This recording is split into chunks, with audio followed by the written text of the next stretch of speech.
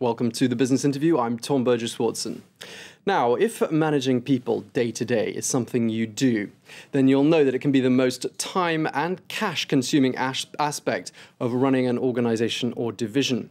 Well, if you want to know more about how to get the most out of your staff and boost productivity, then my guest today could have some valuable insights for you. His company can count tens of thousands of organizations in some 100 countries as clients. Amongst them, more than half of the Fortune 1000 companies. Aaron Ain, Chief Executive of Cronos Incorporated, thank you very much indeed for joining us. Now, you've been working at that company founded by your brother since the latter part of the 1970s, so you know better than anyone. What does workforce management actually mean, and what does Cronos do? Sure. Thank you, Tom. What Cronos does is we help companies effectively manage their workforce.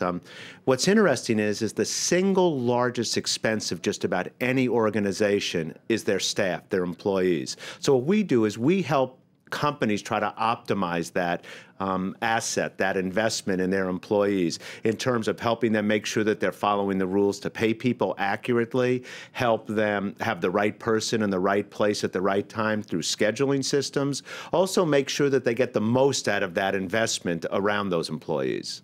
So what typically happens? A client approaches you and says, we're having problems in these particular areas, or they've heard about you on the grapevine. They approach you, and where do you take things from there? Do you send in auditors to come in and assess the situation? Talk us through the process. Sure. So we have organizations approach us, or we approach them. We see a need, and we talk to them about the fact that oftentimes employees are viewed as an expense to an organization. And we believe that if an organization can look at it more strategically and view that employee as an asset, as a competitive asset, that they can differentiate themselves competitively. We introduce them to what our products do in those important areas, and they seem to be interested, and it's really helped fuel our growth and move forward. And real benefits, a real return on investment, something that's measurable, we can show our users, and they see evidence of that by using our system.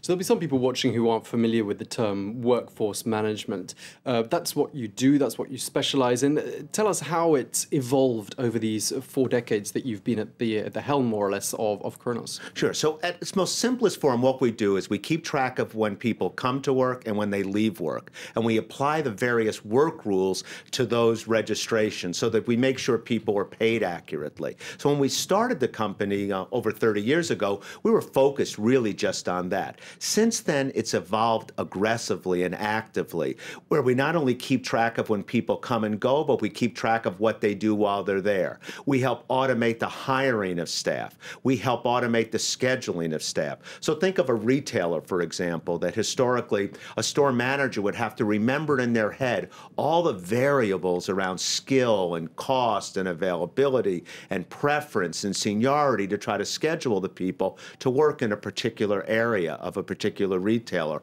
or a hotel, for example. We automate that entire process. So we now make sure that you have the right person in the right place at the right time so that you can deliver superior service. Or if it's a healthcare, a hospital, you can deliver better patient care. Or if you're a call center, you can make sure that the calls are picked up quickly so that you can service your customers more effectively. But your solution is not a one-size-fits-all, is it? Because all these rules and regulations vary enormously, I'd imagine, amongst the 100 countries where you have a presence. It's a fantastic question. So, in fact, just about every country has different work rules, how they pay people.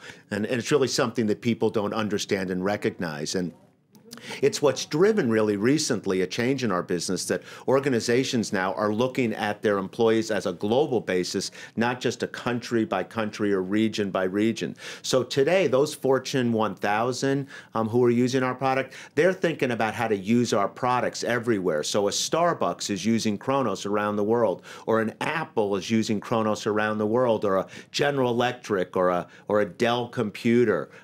Those type of organizations are saying, how do we effectively manage that asset on a global basis, taking into account that those rules are different in every country? Yeah, well, that must be a minefield in terms of organization, because here in France, for example, labor laws are uniquely different from, let's say, labor laws just across the channel in the United Kingdom. Yeah, it's an excellent point, Tom. And so, in fact, the more difficult, the more challenging the labor rules are, the more it plays to our benefit. Because if we can automate that and make sure that those complex rules are applied fairly and accurately across all employees, that's a benefit to the company, that's a benefit to the employees, and it's what we do successfully here. And another dimension, you have to remember what seems like a difficult set of rules in one country, say in France, might be normal in another place. And so what seems complicated in one place might seem very simple in another. So every country has its own set of rules in that way. And do you have any role in lobbying governments to say, look, this is how things are done just across the border from you? That seems to make a lot more sense. Why don't you follow suit? We typically don't do that. And in fact, we never go and tell an organization that they should do things differently in terms of how they manage and pay their people and track that information. Rather, what we do is we say, we will automate whatever set of rules you've decided to do in your organization. Now, Cronos has just published some results. They're pretty impressive. Could you give us some insights? Sure. So Cronos has continued to grow through this downturn. In fact, most recently, the quarter we just finished, our product revenue grew almost 20%.